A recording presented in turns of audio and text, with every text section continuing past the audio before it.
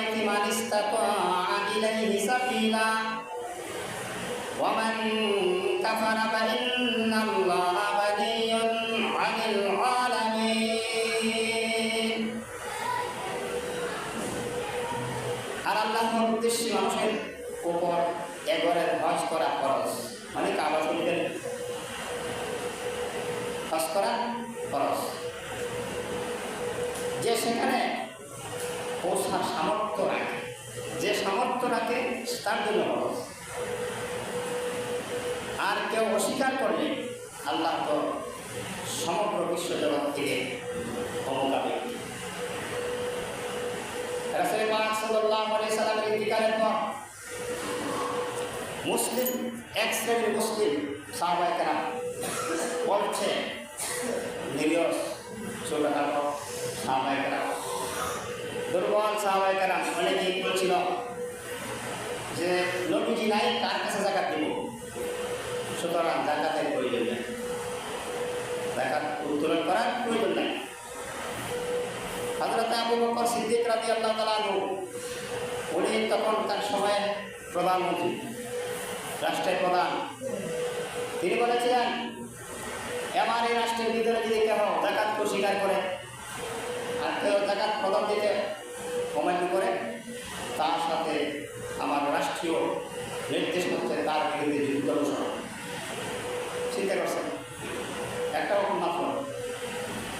আর বোঝেন, আমরা যে মুসলিম জাতি, নামে মুসলিম, আল্লাহর ফরজ নামাজ, হজের যোগ্য হজ নাই, যাকাতের যোগ্য যাকাত নাই, এই আল্লাহ ফরমানের শেষ নাই, শুধু না ফরমানি এই পর্যায়ে একটা যাকাত না দেওয়ার জন্য করছিল যুদ্ধ ঘোষণা।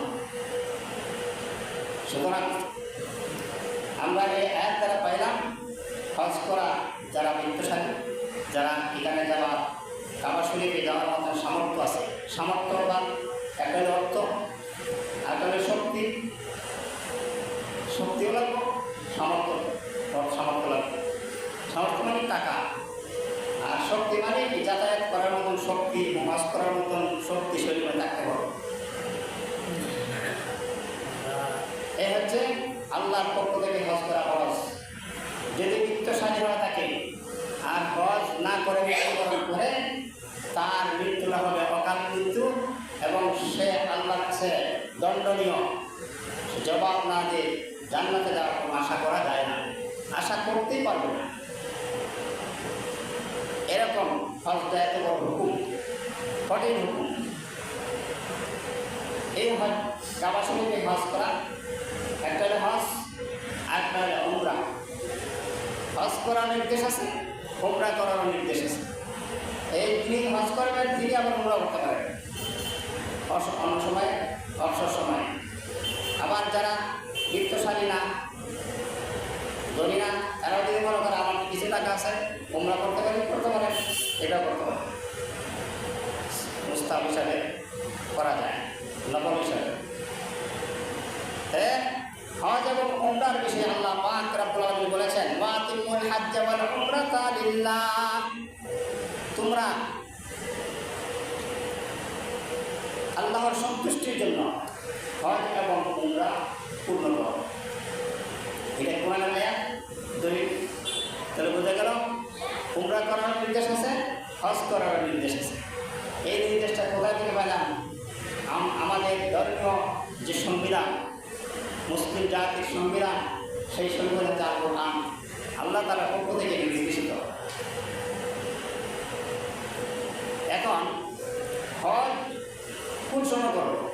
যখন ইচ্ছে তখনই করা সম্ভব হবে না। আল্লাহ পাক রব্বুল আলামিন বলেছেন, আল হাজ্জু আশহুরুম মা'লুমাতুন, হজ্জের জন্য নির্ধারিত কয়েকটি নির্দিষ্ট মাস আছে। এই দেখুন, আমাদের হজ্জের কার্যক্রম শুরু হয়ে গেছে। নির্দিষ্ট মাস আছে, এই নির্দিষ্ট মাসের ভিতরেই হজ করতে হবে।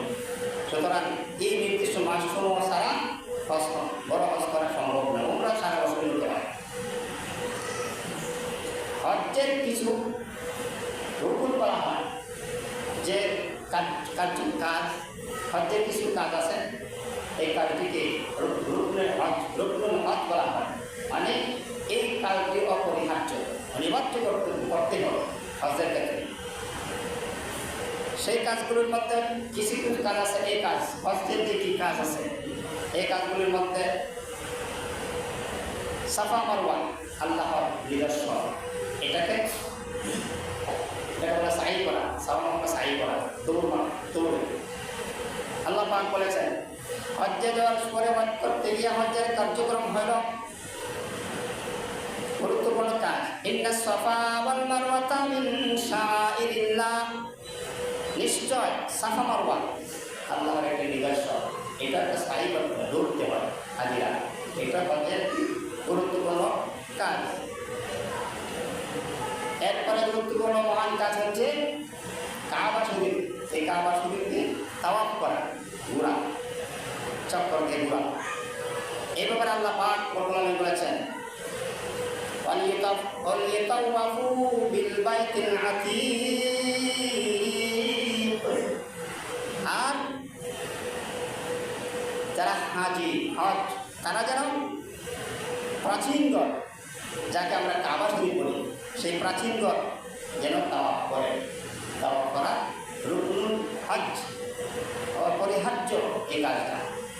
তাওয়াফ করার গুরুত্বপূর্ণ প্রধান কাজ হচ্ছে রুকনুল হজ্জের মধ্যে তাওয়াফ করা।